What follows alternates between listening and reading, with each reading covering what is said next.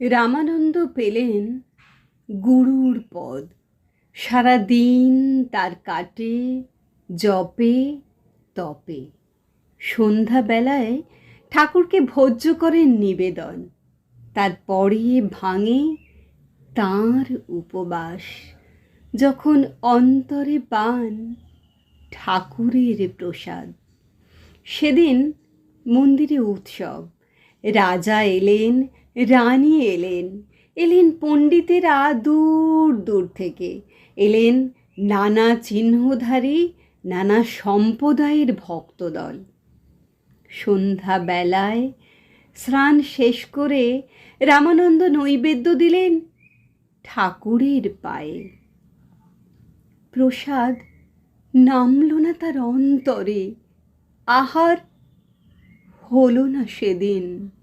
এমনি যখন দুই সন্ধ্যা গেল কেটে, হৃদয়ে রইল শুষ্ক হয়ে।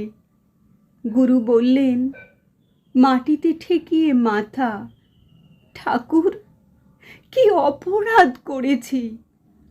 ঠাকুর বললেন, আমার বাস কি কেবল বৈকুণ্ঠে?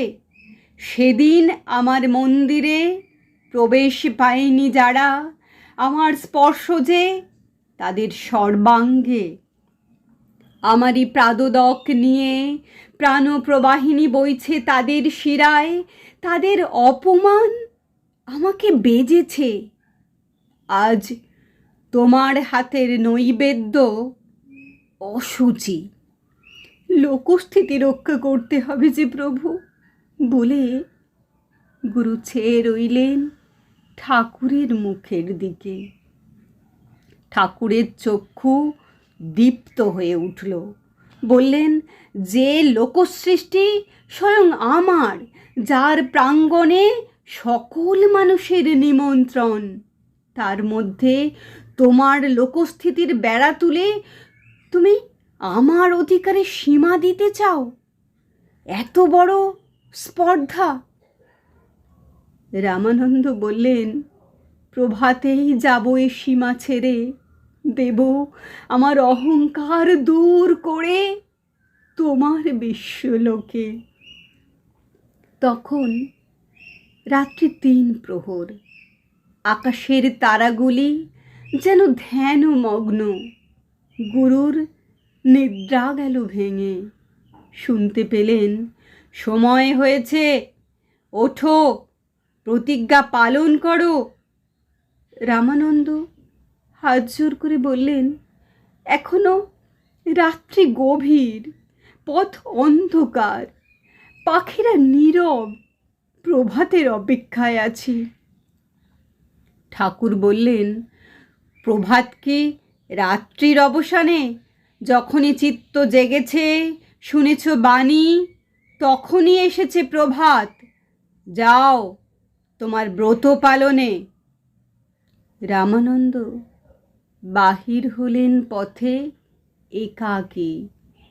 মাথার উপরে জাগে ধ্রুব তারা। পার হয়ে গেলেন নগর, পার হয়ে গেলেন গ্রাম। নদী তীরে শ্মশান, চণ্ডাল সব দাহে ব্যাপৃত। রামানন্দ 2 হাত বাড়িয়ে তাকে নিলেন বক্ষে। সে ভীত হয়ে বললে, প্রভু আমি চণ্ডাল, নাভা আমার নাম, হেও আমার বৃত্তি, অপরাধী করবেন না আমাকে। গুরু বললেন, অন্তরে আমি মৃত, অচেতন আমি, তাই তোমাকে দেখতে পাইনি এতকাল, তাই তোমাকেই আমার প্রয়োজন, নইলে হবে না মৃতের সৎকার। চললেন গুরু আগিয়ে। ভোরের পাখি উঠল ডেকে, অরুণ আলোয় শুকতারা গেল মিলিয়ে। কবির বসেছেন তার প্রাঙ্গণে, কাপড় বুনছেন আর গান গাইছেন গুনগুন স্বরে। রামানন্দ বসলেন পাশে, কণ্ঠ তার ধরলেন জড়িয়ে। কবির ব্যস্ত হয়ে বললেন, প্রভু জাতিতে আমি মুসলমান, আমি জোলা, নিচ আমার বৃত্তি। রামানন্দ বললেন, এতদিন তোমার সঙ্গ পাইনি বন্ধু, তাই অন্তরে আমি নগ্ন, চিত্ত আমার ধুলায় মলিন।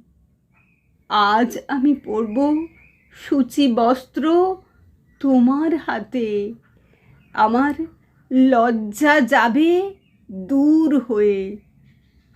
শিষ্যেরা খুঁজতে খুঁজতে এলো সেখানে, ধিক্কার দিয়ে বললে, এই কি করলেন প্রভু? রামানন্দ বললেন, আমার ঠাকুরকে এতদিন যেখানে হারিয়েছিলুম, আজ তাকে সেখানে পেয়েছি খুঁজে।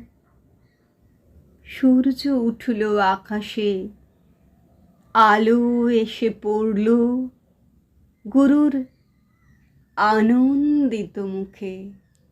নমস্কার।